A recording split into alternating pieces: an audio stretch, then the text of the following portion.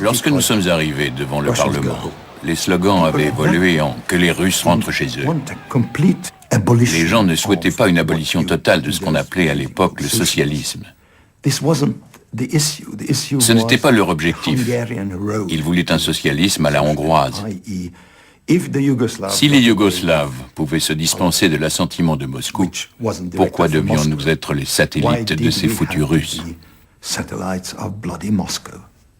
La foule s'amasse devant le Parlement, dans l'espoir de pouvoir entendre Imre Nagy, un communiste modéré qui a dirigé une brève période de réforme après la mort de Staline. Quand Imre Nagy est apparu, tout le monde se souvient qu'il a dit « camarades ». 100 000 personnes ont hurlé « ne nous appelle pas camarades ». Il a alors repris « mes amis, mes chers compatriotes ».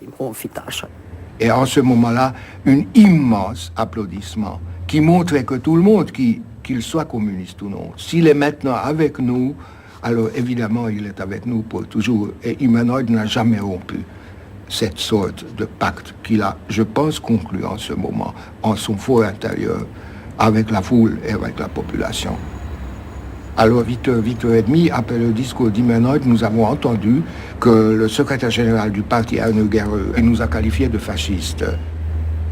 Et donc, la foule voulait aller à la radio pour faire connaître les points admis par les étudiants, pour montrer que nous ne sommes pas des fascistes.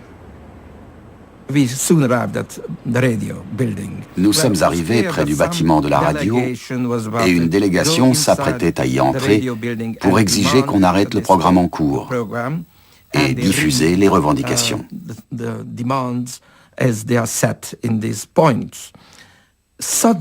Brusquement, des cars et des camions de police ont surgi d'une place voisine.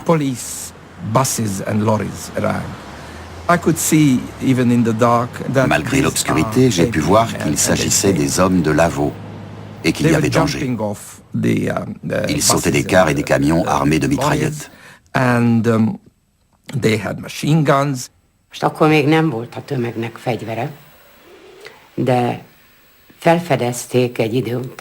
La foule n'était pas encore armée à ce moment-là. Mais les gens ont commencé à remarquer que l'ambulance remontait et descendait la rue Szent-Király de manière trop répétée. Ils l'ont arrêtée et elle était pleine d'armes.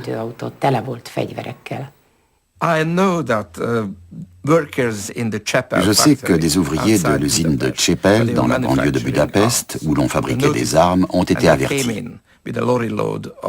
Ils sont venus avec des camions chargés de fusils qu'ils ont distribués à tous ceux qui voulaient une arme. Nous venions tout juste d'atteindre le café du musée, au coin de la rue Brody Sándor, quand on a entendu des tirs. Tout le monde était terrifié. Il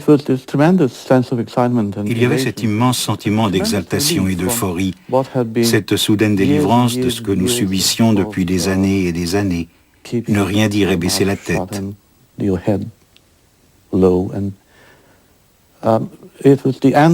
C'était la fin d'une longue période de frustration et d'humiliation.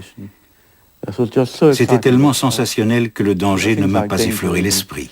Deux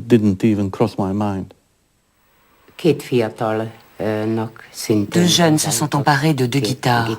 C'est ainsi qu'on appelait les mitraillettes à chargeur à tambour à cette époque. Je les ai vus grimper sur le toit et je les ai suivis. Ils ont pris position sur un bâtiment à un étage. Je les ai aidés à remplir leurs chargeurs.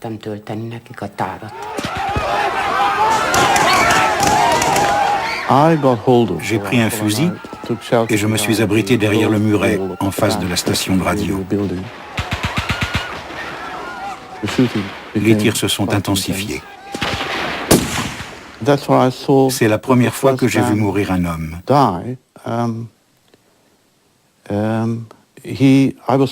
Je lui parlais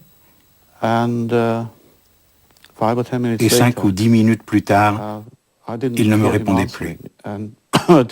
Je me suis retourné et il était étendu sur le sol. 5 ou 10 minutes plus tard, il ne me répondait plus. Je me suis retourné et il était étendu sur le sol. 5 ou 10 minutes plus tard, il ne me répondait plus. Je me suis retourné et il était étendu sur le sol. 5 ou 10 minutes plus tard, il ne me répondait plus. Je me suis retourné et il était étendu sur le sol. J'ai jeté mon fusil. Je n'ai plus touché une arme depuis. La fusillade et les morts autour de la station de radio marquent un revirement dramatique et irréversible des événements. Dans un autre quartier de la ville, la foule renverse la statue monumentale de Staline. Plus tard dans la nuit, sans le moindre commandement organisé, des hommes et des femmes forment des groupes armés. Pendant tout le soulèvement, l'armée hongroise ne s'oppose ni aux Russes ni aux insurgés. Je continue pour rentrer à la maison. Et puis, il n'y avait nulle part l'ombre d'un policier, d'un militaire, de quoi que ce soit qui rappelle les forces de l'ordre du régime.